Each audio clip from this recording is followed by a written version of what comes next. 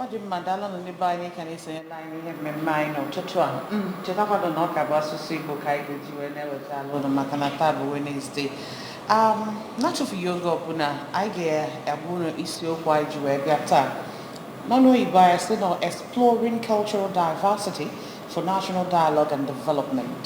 Ya bụ otu anyị ga-esi wee jiri omenala anyị dị iche iche anyị nwegasị n'obodo Naijiria, etu e ga-esi wee jiri wee mee ka anyị wee nweta ihe nweta rili nne n'obodo anyị na ka obodo anyị wee na-agawanye n'iru. Ya bụ etu e ga-esi wee ji wee kpalite ụbụbọ wee fụ n'obodo anyị na-agawanye n'iru. Ya bụ isiokwu anyị ga-enebanye anya taa. Anyị ma n'obodo anyị bụ Naijiria na enwelụ mba dị iche iche, nwee ndị na-asụ asụsụ dị iche iche, nwekwa omenala dị iche iche nọ n'obodo a bụ Naijiria. Mana ka etu a ga-esi wee mekọta ọnụ ka anyị niile wee bụrụ ofu, ka anyị wee welie ya wee na-eme obodo anyị ka ọ wee na-aga onye n'iru. Ọnya bụ ọkpụrụkpụ okwu anyị nụrụ ga-eji wee nọkọ taa. Afọ m bụ Chidimma ọra nwa, mụ na onye ogbo m Ajụlụchukwu Ọkabue nọkwa ebe a n'ụtụtụ a. Ndị be anyị ekele geenụ ntị for akụkọ anyị nwere n'ụtụtụ a. Ọ dị mma. Ndị anyị na ha nọ taata iji wee tinye ọnụ n'okwu bụ Prọfesọ Clifford Nwanna, a Professor of Art History, Fine Art and Cultural History. Anyị na-asị gị daalụ na n'isi gị anyị. Ndị be anyị daalụ. Anyị nwekwazi Chief Mike Odumodu. Chief Mike Odumodu bụ Management Consultant. Anyị na-asị gị nnọọ nne. Daalụ nọ, ụtụtụ ọma ndị be anyị. Ọ dị mma. Na-atụfughị oge ọbụla anyị ga-ebido n'ebe nọ Prọfesọ Cliff Nwanna. N'obodo anyị bụ Nigeria, dịka nsị nkọwa na mbụ, anyị nwere ọtụtụ ndị dị iche iche si from different tribe, cultural background and different languages. Mana yet, anyị bụ one entity, Nigeria. Mana achọrọ m ka anyị malụkene otu ya bụ ihe niile anyị si wee nwe ya bụ this different cultural background anyị nwe si wee nye gị aka ịfụ na obodo anyị na-aga n'ihu na anyị ebe anya n'ihe gbasara agamnihu development of our nation. Kedu otu o si wee gago n'ihu ịfụ na ọ foster that positive developmental strides anyị made in our nation? Daalụ. Iji bidogodo na-ekwu na obodo anyị ma na omenala dị ife dị mkpa. Ọ dịbu bifo anụ agha na-ekwu bụ Nigerian Civil War, mana ọ bịa bụla after the Civil War ka e delay most maka enwecha ebeza nwee distrust. Mba dị nya Igbo, Yoruba, Hausa nwe eze ndị na-eze onye ọbụla eze ibi eze. Then a part of the reconciliation a sịkwa na a ga-eyuzu omenala wee chekọtakwa ndị mmadụ. It led to ife eji wee bido museums of unity alụ n'Enugu, alụ na Jos, docha ilu na that museum wetachi ife obodo dị iche iche ndị mmadụ abịa na-enene bụ na ndị what museum will let us know ma icheki bịa bụ na ọ ga-eme anyị ama na ya dịrị iche ụtọ anyị si wee che na ụfọdụ nwa ndị ba n'Igbo beje na Yoruba babụcha ụmụ akara ngwa ndị Yoruba ji eme omenala ọkwa na oyikwele nke anyị na anyị niile bụ mmadụ. Then ebidokwa national art festivals abịa obodo dị iche iche weta ibe omenala eji malụva. Mgbe ahụ Lagos bụ capital, eje na Lagos ụdị mmekọrịta nwenyere aka anyị nwekwa ike bụba onwe anyị as one. Ịbịakwa bụ na Nigerian Constitution a sịkwa na aga na-epromote ibe gbasara omenala, so o nwere kọ eri ọ dị ibe dị mkpa o sokwu n'ibe ma anyị ka ji wee nọrụ as one country. Ọ bụ na abịa aba wee chezuo wechisi ibe niile gbasara omenala ọ bụrụ ndị oyibo different ethnic groups ara na-abụ onwe eye to eye, so no ibe dị mkpa. Ndị obodo anyị obodo na the Nigerian government na-atara ekwu ịkwalite onebe nwere ike ka dị na Nigerian gọọmenti imekwa n'ihe papa kwesịrị ime because ifu na ụwa dị kịta ụfọdụ obodo like in the western world onwe ụfọdụ obodo eji a particular thing wee malụ ha like ifu China ma Japan. Ifu na this sort a na-eme na Japan ihe a bụ generation upon generation upon generation. In fact na na-akụzi ihe a na universities ka that trade that tradition ka ọ yala nwụọ. Onwe nke Nigeria na-emezi kịta in order to preserve omenala anyị. Onwe ndị a na-akụzi na Nigeria. Take for instance Ọka kịta obodo anyị nọ kịta, they are known for steel and molding, and akụzie na university kịta. These are the areas we expect government in Yelaka. Gini ki inwe ikwu maka ya biko. Daalụ. Ibe anyị esi ụzọ na-abụ wee lee anya. Ịbịagodo nke izi bụ o nwere ibe na-ewu na mba ụwa na-akpọ cultural entrepreneurship. Ibe gbasara omenala na ndị abụrọ gọọmenti ga-abanwu ya were ekpe ego buniti enu nke a bụrụ one ndị be anyị aka ekire into cultural entrepreneurship. Ibe dịka ibe omenala ikwu maka ụzụ ọka ịkpụ ụzọ and so on. Yes, ọ dịkwala gọọmenti mana individuals nwere ego ba nwee value na ya they can still make a lot of money and promote it. If they're on the side of government, I agree with you. Government ka gbazele nkịtị ka such core heritage nazia n'iyi and ọ bụrụ ibe dị mma maka ilu obini taa vi anụ maka ya bronze casting ya ọna ka bịa na ha iji wụ ya wee wụta ebe dị iche iche ba bidoro egbuo gboli ọkadị ọ na-abawanyezi ụba now na ndị mmadụ na-esi from different parts of the world wee na-evisit Benin. Now ịbịaba ndị be anyị maka abụkwụ m onye ọka ịbịaba ọka na-akpụ ụzụ ibe itiche ndị mmadụ outside and they are coming to ọka expectation va na abịa avụ ndị na-akpụ ụzụ mana abịa nwezi onye a ga-avụ and ọ bụrụ na the thing never disappear chago it's no longer a living practice all once in a while like ije side the Atwaza Avenue a few cluster which is not and then when people like museum whereby even kava megole eme ilu dey wee nwee anya nwee a kind of impression na this thing was great in the past not a dwindle. So now even now both the government and also individuals even ndị ọka anwakwa should even spearhead it. They can groom people na that profession through what we call idu nwa ọlụ, that is onye amụcha ọkụzielu onye apprenticeship. Then a school like my own university, Anambra University, where at a time a press ebido engineering. In fact, the vice chancellor then, Professor Ebuka, approached me. Being a fine artist, he said yes. Before, it was domiciled under fine art per se. But now, all advanced go, they will have more gains. May domicile now Faculty of Engineering. We agreed. But when he left office, the thing died. So such things, they were good. Then Arabia mean that every university, Anambra State, tinye blacksmithing na their curriculum under engineering. It will help. Ima na ọ na-adị mma achọba ka esi wee mee ihe ka ọ dị mma enegodo anya wee fụ ebe nsogbu si wee bido nya bụ ebe mmiri si wee bara opi ụgbọgụrụ dịka prọfesọ Nwanna si wee kọwa oke esi wee na-emebi ya oge gboo na-eme lot of festival, cultural festival abịa ndị a bute ma nke a na-eticha ma mmọnwụ and so many things ndị a bute nke ha ndị ebute nke ha and people will come together ana-amụ ndị a na-amụ nke ndị a na-amụ nke ndị mana ilezi anya kịta dịka ihe ndị a niile ọgwụgwọzi then individual stakeholders apart from government makana all the time government kind of blame for so many things in our society, but what about the individual? What about the owners of this culture? What about the stakeholders?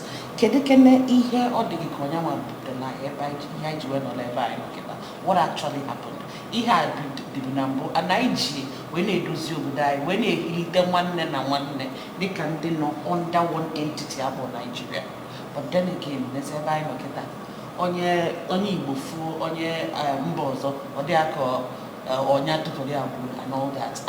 Some people nweke na no food onwe mgbe ọ na-elu isometa language a na-atọ ụtọ mana kịta ụfọdụ nọcha onwe ike anọ na particular town for 10 years ị na-adị ọsị na adịrị interested na ya chọrọ ịmụ nwere ihe ji eme and all that. So kedu ihe ọ dị gị ka onye nwa butere ọnọdụ anyị n'ọgbụ a? Thank you. Ife butelie ọnọdụ anyị nọ na ife gbasara our cultures ourselves anyị onwere ozi ife anyị ji ekpọlụ from culture to culture bụ na it was exactly the civil war that brought it. Before, like Prof said, a na-emekọta ife ọnụ along with the other people. You eat their food. You enjoy it. fanwe elie nke gị apụlikọta ọlịlị na-emekọlịta nwanne mana ka a nụsizili ọgụ that hatred bido kedu ife wetala ya bụ na ka ọgụ ahụ anụlụ dị Igbo onye ọbụla bụ onye Igbo ma onye ọbụla bụ onye Naijiria maalụ na ndị Igbo tala ezigbo afụfụ emero ndị Igbo ka esi eme mmadụ maka oge mbụ ndị Igbo nọ na civil service everywhere in Nigeria even though na fa nọkwa now mana oge ahụ na-adị more united mana oluzie mgbe anụlụ that civil war anybody nwere little experience ma na akwụkwọ anyị niile gugolu ga-afụ ife the number of people asịlị nwụlụnụ the things emelu makwa etu esi mee blockade enwero ka ndị si abatalụ ndị Igbo ka esi eji atụ bọmbụ n'afịa elu n'afịa atụọ bọmbụ ebe ndị mmadụ na-azụ afịa egbusisie ndị mmadụ so ife niile a penụlụ ndị Igbo to the bone marrow ewee nụsịkwa data ọgụ anụlụ ewee si na ife onye Igbo ọbụla a ga-enye onye Igbo ego ọbụla o nwere na bank no 20,000 pounds ọsọ onye bụrụ na inwe 1 billion so onye Igbo ọbụla inwe ego ọbụla inwe na bank as far as not more than 20 pounds you are giving 20 pounds and onye ka ndị Igbo ji wee bido so ndị Igbo bidokwa na-agbanikwa ka afụ na-emekọtakwala ife ọnụ emesịa mee introduce youth service emebe youth service so that esi na nke ebe a you must serve within your region you must serve within your tribe ị ga-aga out to the other tribe so that ka enwee ike fụ na anyị na-enwe ama ife the other people na-eme because na a na-eze ndụ si na ije ebe a na fa ndị mmadụ ije nke ọzọ na fa so the youth service mekwa ka ọ ga-ebring kwa ndị Nigeria together especially culturally maybe many people bịa service na anụ onwe fa onwe ndị nke nụlụ the other time na Anambra State all of them bịa service here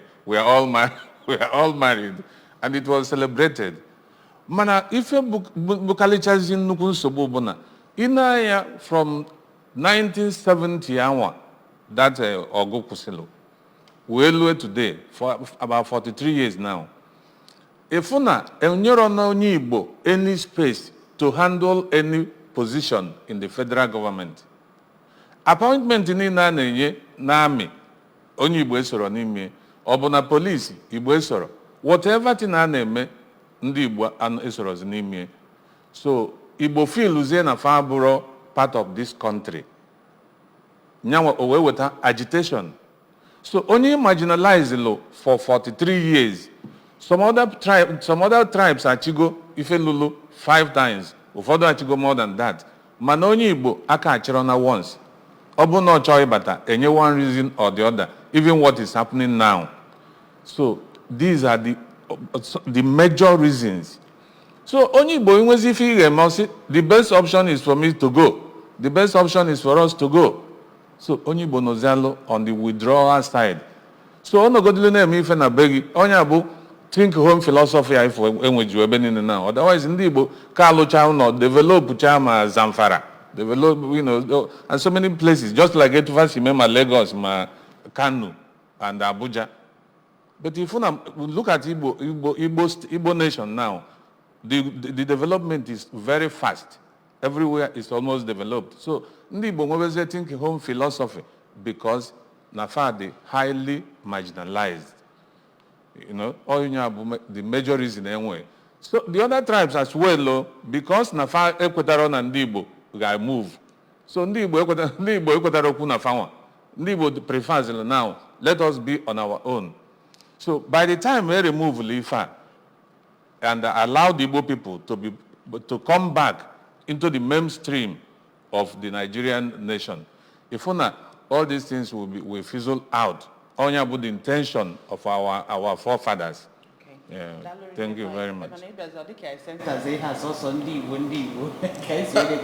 again, yes, only about the dividing. Yes, actually, but then again, what about all the small ethnic groups in Nigeria? When you talk about Efik and so many of them, because how agitation, see that they don't recognize them. Because I'm and I were the three core Igbo ethnic groups. I were Yoruba, Igbo, and Hausa and all that. But then we still have other minority ethnic groups, and they came up with the agitation that they are being marginalized. They're not even at all. I mean, that particular factors also because I know some of us, just like you mentioned, the NYS scheme. Some of us, so many places to serve. I served in Niger State, but I remember that I came then, and I was determined to learn the Hausa language then. Only for me to get the market. It's only on your elephant. You say, now I need like ego neki honelen. I say, Hausa. That you must speak Nupe to him or her before you. So it's not just about Igbo. It's not just about Igbo. It's all over the country. Thank you. I think it's not all about Igbo, but I wanted I asked him just to continue the major one, because the another issue, like the if you could now, issue of leadership. The Nigerian leadership. Because not the centered within no one did before na chiche. Ndi ya wana marginalize ndi ozo. Ndi nupe aifuli ifa ana marginalize ifa. Ndi ogoni ana marginalize ifa. Umecheta na enwelo oboni bombing of oboni. Ogoni as a community, as a clan, out of a bomb. You know, I can rehabilitation of ogoni. Clean up of ogoni. So why is it so? Ndị abundi na ebupụtanya bụ mmanụ the crude oil anyị ji bụrụ Nigeria. Onye waka Sokoto ji wee bilu, nya waka Kano, nya waka Federal Capital ji bụrụ ife ọbụ, nya waka Nigeria ji bụrụ ife ọbụ. But those people ibezia in marginalize ifa. The crude oil bịa ọ na-abanye into the farmland, na-abanye na mmiri ife na-aṅụ. So these people wee nwee a big animosity against the people. So you know, they are not happy with you. Only soluble because they feel that everybody is marginalizing them. Okay. So that's to that extent. Based on development, national dialogue and development, in Basara, our cultural heritage and everything of such nature. Onwe obodo ndị ọzọ jikwala their culture akpata ego. Ka ihe bụzi na nke pụrụ iche. Obodo nwe cultural site. Tourism, ndị mmadụ na-esi other places abịa on a generate ego to them. Anyone we few na this country, but what gini ka you feel that government need to make sure that we generate more income with all these tourist sites that preserves our cultural heritage, like in Hedeka Ogbonike Cave there, Idonre Hills, na Ondo State, ma Ikagusi Force Stream. Hot and cold water may meet, you understand? Because we need to really preserve all of these things and then showcase in Chukujiwe dozi obodai. Okay. Dalu. Inanya, where some issues border on leadership. Because the leadership, sometimes we have work we are not money making venture, like Game of Golia now. But they are sitting on wealth without knowing it. You know, there was a time I was nominated with few others to go and look at the cave at Owerri Zukala. We did a position paper submitted to Ministry of Indigenous Art and so on and so forth, under Sally and so on. Now, but while we were discussing, somebody said something very silent. I was even in China. Now, within a short time, the guys are at the place. So I don't know whether Maditin or the within us, you know, what we have, we are yet to understand. And all depends, because I want such education. Open cultural studies, they're going to get stronger. Both primary school, secondary school, so that we start to see value in some of these things. Now, reparation and bringing back of some antiquities, and so on and so forth. Man, some people will laugh and tell you, are you sure we can even protect them if they bring it here, bring down it here, down to Africa or Nigeria? Now, ask yourself again, open and change that value, internationalize the anya. we will have destroyed some of them probably. We have destroyed so many. If you got the need for that kind of education. Then our entrepreneurship, like I said, we can't rule that out. Especially when people say, government, let us partner with you. Let us take over this cave. Turn it into a tourist site. And now we go like this, and you're willing to on that is how this thing should be. Now, if you look back, it's a very athletic, very unique. And so on and so forth. That is an example of cultural entrepreneurship. Oh, a man, Bidolier. And no man and I, he was able to operate government. Because we have this mindset now that anything government will not work. I belong to Society of Nigerian Artists. And sometimes I tell them, I say, on a government, I'm going to for them. Let it be. But no. There are things individuals can do on their own. That man, I've forgotten his name, started that in Pockety dance. And Pockety went all over the world. Not just Nigerian, or did they? Then it's just South Africa. Even that there are a lot of this Median dance in the Zulu. People are now taking it. Not the Zulu nation now. It's individuals. Take them to London to this thing. And they're making their money. I was in Brazil for a mini carnival. They call it a mini carnival, not the grand carnival. Adama no asosova. But now some of the groups, individuals, even can say I guard by the chairman talks by bodyguards and so on to guard those women in the parade and so on and so forth. Even not the then well aspect of business. People are making their money while we are clapping and participating in that carnival. So they need to waken up to that avenue. And like that person said, countries like China, need to eat.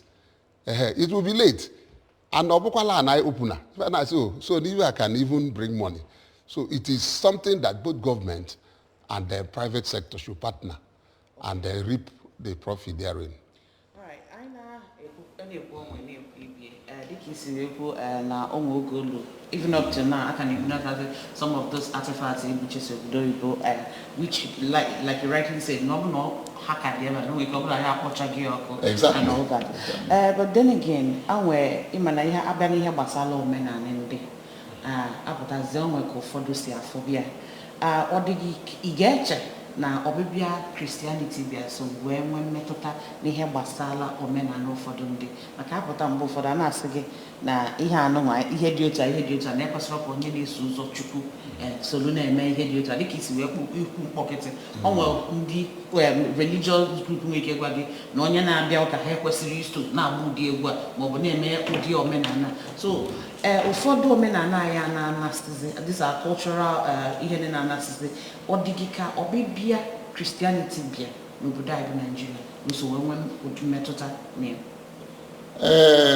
also but anya man blame move just one side like that because when the Ochabia the missionaries when we omenala na aba amara ive obu on the bank ka anaju ive akedi ive ejeme onye say Satan.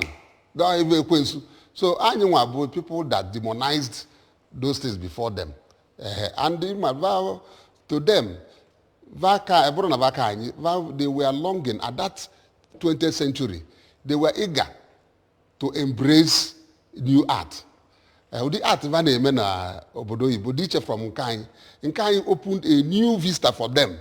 And so on and so forth was what even upon an abstract art, which they weren't doing much before. So they were so excited that when they want to embrace these things, they say, no, demon, So all the Bible, there are a lot of things. I am one of our in cultural studies. We have interviewed some practitioners, even though we Aboro Alosi, like when we one, I've forgotten the name, or just Opensi or something, they just use it to know genealogy. So the person can tell you now, so the elders have departed, they will know. There's not what I said in here, and so many other things. And the anthropologists, so when maybe even not just the missionaries, when they came, Banana Britain were expectation of what they would take back before they come for field work. So they look for people collaborate those things. For instance, Vabia, we go that theory. For instance, he will not look for somebody that will collaborate it or document it and we get there. Some of the photographs they took then, we have now found that we are state managed. And we can, a matter of if you are saying like this, it's a picture. They take it to London and cook a lot of stories. Ekong, one Ekoi mask in the Cross River, for instance, Kabial. For a long time, I said, no, human skin, and the drums. So, but just recently, I caught to that skin test, and it was just animal skin.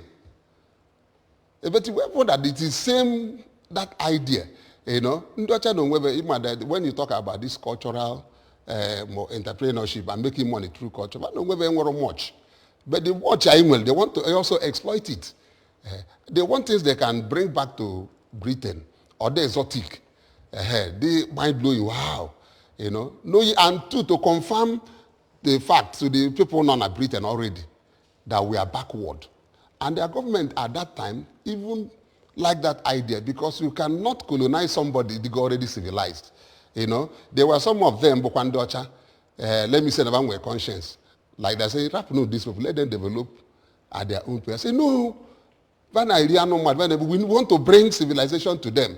So when they bring such ideas, those will say, okay, at least have light. So, but now, we are no longer colonized. We need to take our destiny in our hands and then bring our cultural heritage to where it should be. At the pedestal, if you go to Japan now, they still have a rich cultural heritage which they still preserve. But Africa, best now is when you go to University of London, for instance, in the Institute of African Studies there. If Walosi, Adro here, if they kind of Alosi here, would they not can you there? If there's Adro here, So even that they are almost taking the best of what we have there. And we are the one losing. Not just that, you lose my yes. Are not even getting that, will I say, connection or imalugo the exactly. So now, a professor Okamuta, ke him ndi no na art na to change the narrative so that most of these things, oblugodo no cultural studies are equal okwe agibido zikita na akuzizi na primary school na secondary school. At least kai malugodo onya ebu before I na twice we still na primary school I still no Mongo Park discover River Niger mu ekwotra na nka but ekwete mi oge mpempe but kita ekwetorom because amalugo mi fe kita. So we need to sensitize, bring these things uno so that umwazi amaluzi fast. Nigeria is diverse in culture and ethnicity. So, but we need to teach these things. Ka onye Igbo malu culture of Ndi TV. Ka Ndi TV malu culture of Ndi Igbo. Ka inwe onwe as a country. Oblugodo no ya dey impossible. Gini ki you feel na need ime? Let me say that we just need to put more effort because I'm going to write inside your studio now. I've been our culture, yes. Let me say, my little kid, I say, what is that? What is this? Well, maybe abroad. Or I can need most because some of this is I use it. They don't use it abroad. But just a question, that connection. And in hospital, we don't have some of them physically, but you see, people have started putting them into, and I will also encourage other parastatals, to also, how do I say, patronize art, indigenous art, or the very, very important. Then we'll still need to redraw our curriculum, educational curriculum. Why is it very important? If we go the first time USSR got to Onwa, and Russia, then USSR, America was challenged.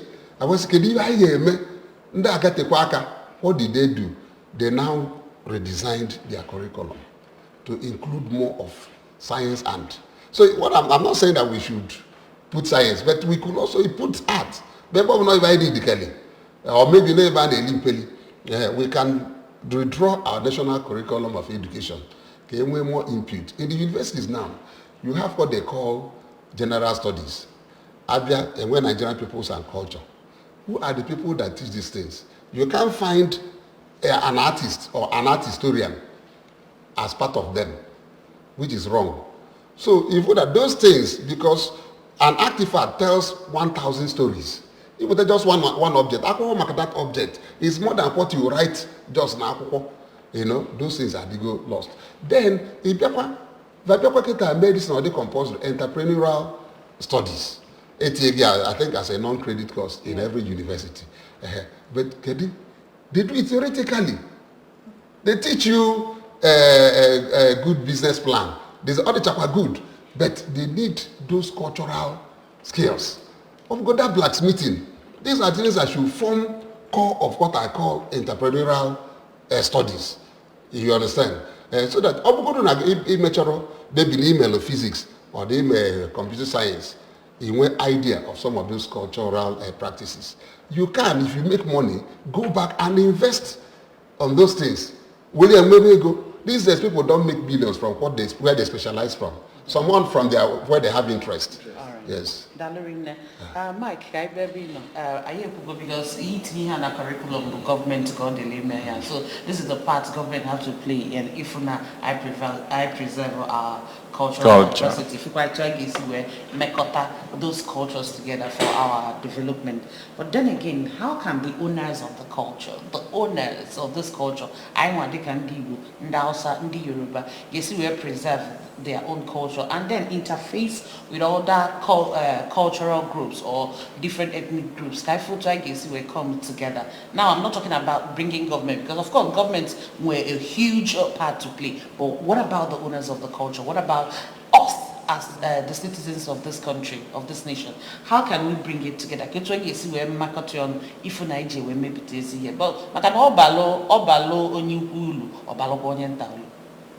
thank you, Dalo.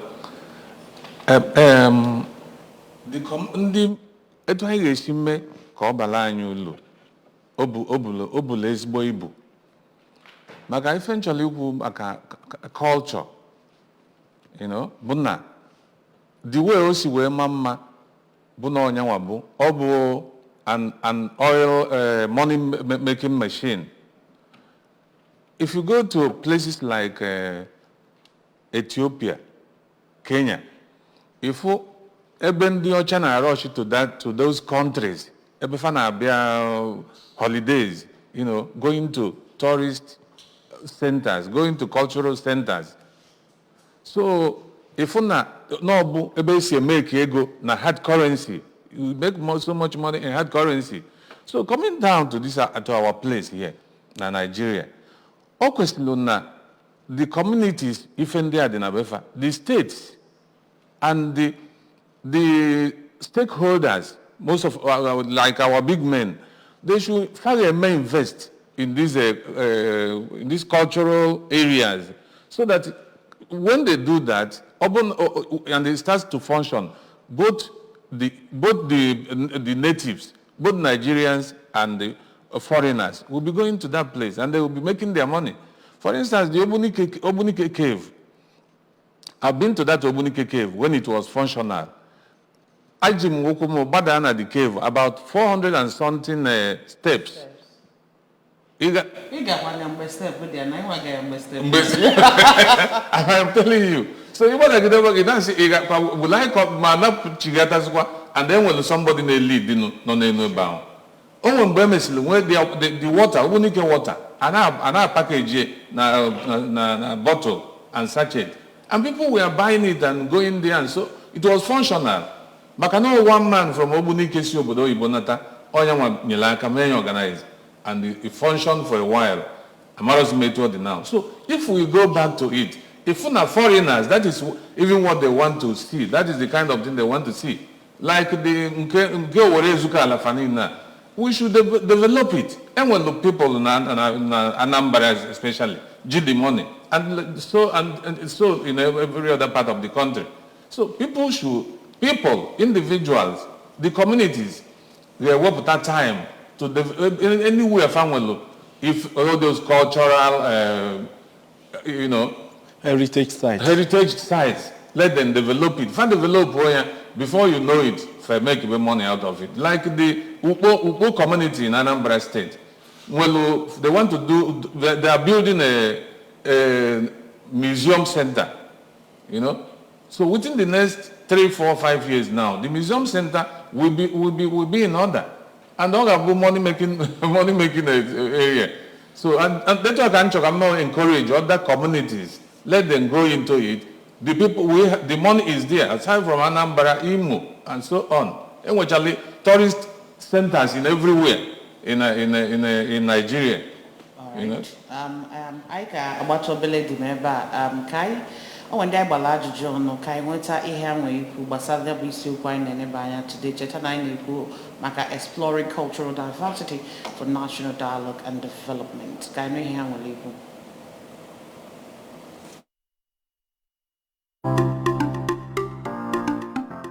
Culture is a diverse issue. At least all the ethnic groups in Nigeria have their own culture. Even within the same ethnic something, you have different culture. So first and foremost, you have to unify each culture within the same ethnic group. Then before you can now be able to ask other culture or unify the cultures for you to be able to market it either within or outside the country.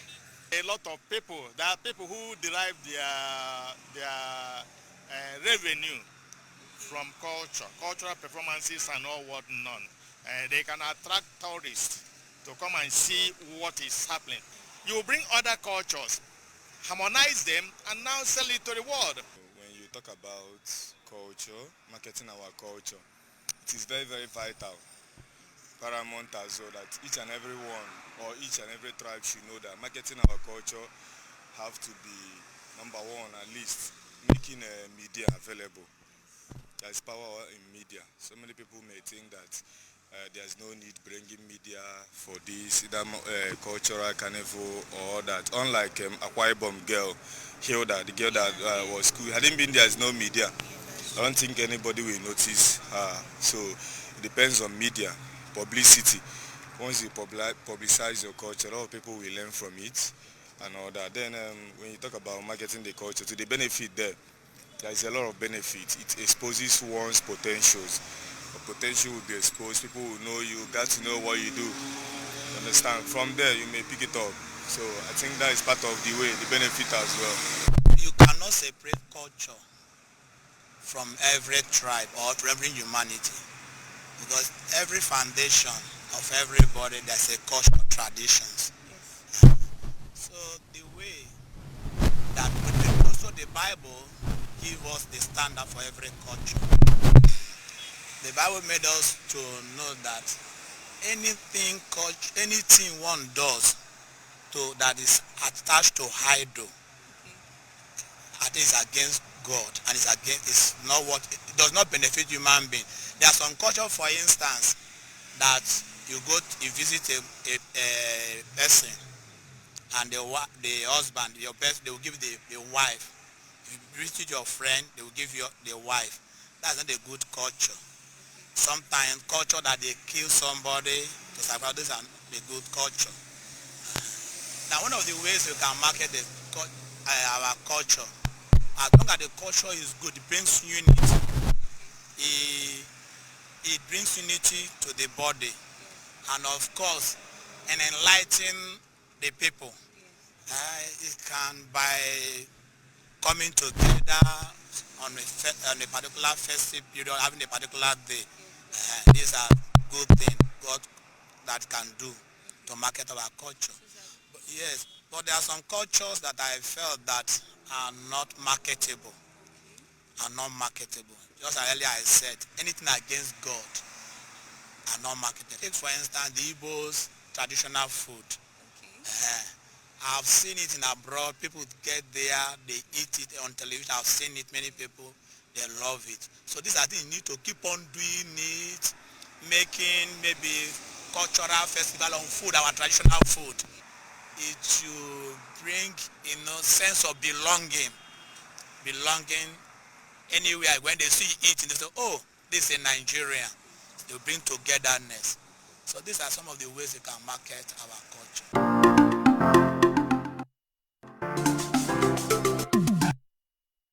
Ana ni kan esonye line ihe mmemme anyị n'ụtụtụ a anyị anụgo ihe ndị mmadụ kwuru gbasara anya bụ isiokwu anyị na-eneje anya ụfọdụ kwuchara okwu onwe ndị si na need publicity na there are some cultures we are not even aware of, especially ndị adịcha n'ime ime obodo dị iche iche na they think that the media should come in ịmago ịdị na-agasị n'obodo a wee na-ewepụtasị some of these hidden cultures. Then again onye nke ọzọ kwu na onwe some cultures that are not marketable. Now, ask him can join whether because he was talking about doing the cultural festival. Twice we and showcase different dishes, different tribes somewhere, and then their languages, their mode of dressing, and all that. Now we're cultures, now they're marketable. Now, Amara may agree with that one, Professor Wanda. I mean, well. Everybody now will feel it from his point of view, not raw progressive. It could still be documented for sake of posterity. I remember one of our professors, the sabbatical in Ebonyi State University, a linguist. So now that's Ebonyi State. Yeah. He stumbled on a culture or an ethnic group or the one people call tribe. We don't like using the word tribe. Okay, we prefer ethnicity, ethnic group. Mm-hmm. Now, however, that culture, everybody now see Igbo, but they are not Igbo people. The Ebonyi State. The Ebonyi State. Now, do you know that their language had got lost? They were enveloped by Igbo communities. So they've lost their language. Only very few old men could speak that language. You know, co-presently, and I've seen it, Abato Imande School gave him some money to go and document that language. Now, Okatu Wele language, a secret language, blacksmiths were using it. Okay. It has gone into extinction. And what were Okapi using it for? Where probably you are stationed in an Igbo area. You want to speak to a fellow blacksmith. Having the conversation. The other Igbo people not there. And as I'm even there, you know, that language is lost. Nwachino Achebe, Ikechukwu Achebe, at a time started a project on it before he traveled abroad. I brought a few blacksmiths, but half of them, most of them could not make a full sentence anymore. Not saying a pot, bunka, ka bunka, ka bunka. So it made a lot of problem. So we feel that it's not progressive. We can document it for posterity's sake, so that a man who historically no one would mel or the very important.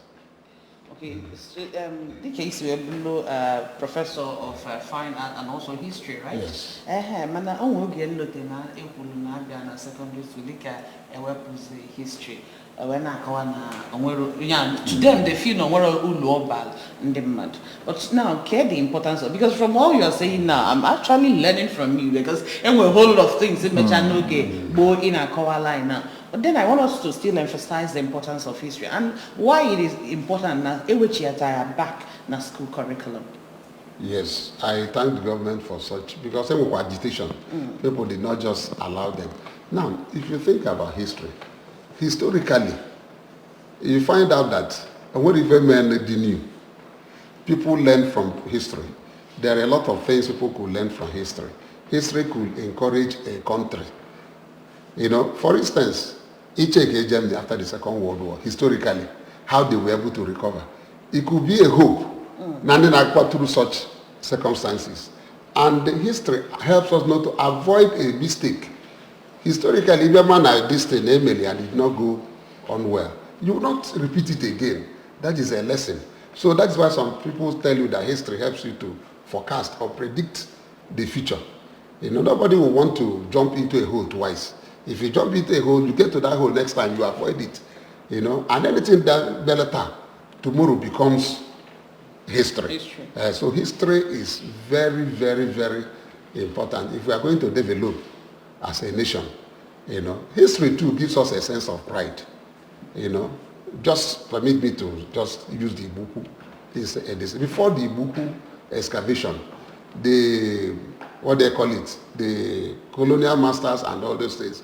We are boldly saying that this group around the southeast have no sense of history or culture. That's not the we are barbaric and so on.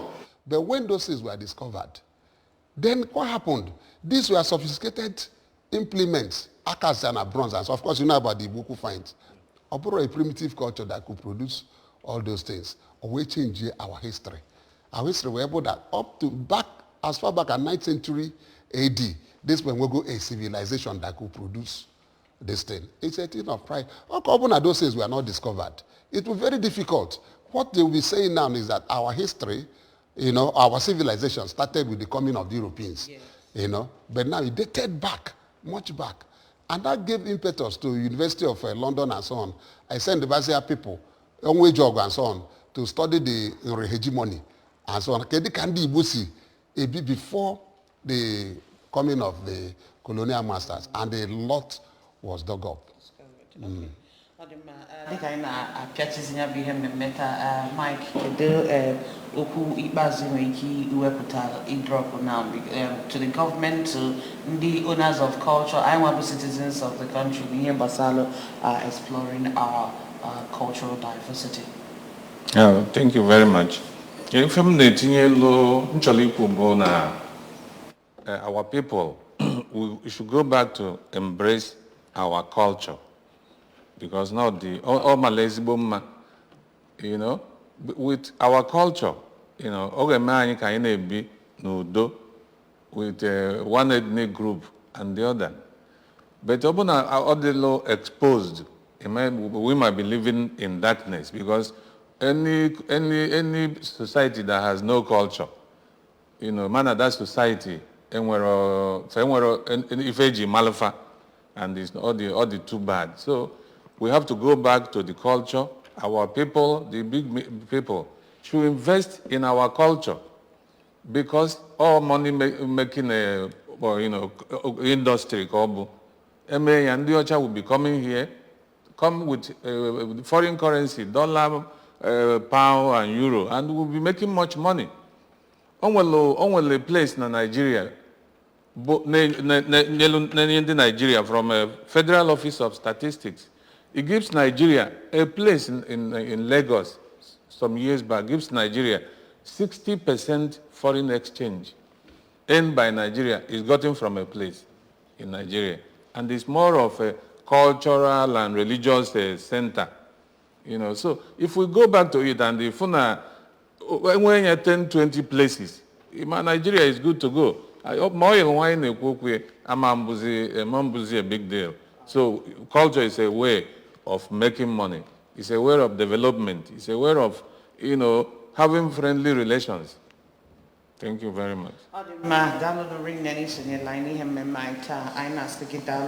Professor Clifford Nwanna, Professor of Art History, Fine Arts and Cultural History.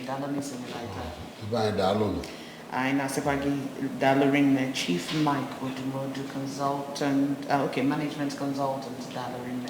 Thank you very much. By Gela into Ebakaina Chicotiana, Mine, Tutor, Ebine Bayanian issue when it was exploring cultural diversity for national dialogue and development. Unanugu Kanyan do Melissa ways to chat when I batata, when I soon of Dalorin in Konya, Yamewania Kobudai, when I go on. I found the check in my oranwa, Echibu Boselzo, Kemesem. One, Juluchuka, we still know Dalun of Igainti.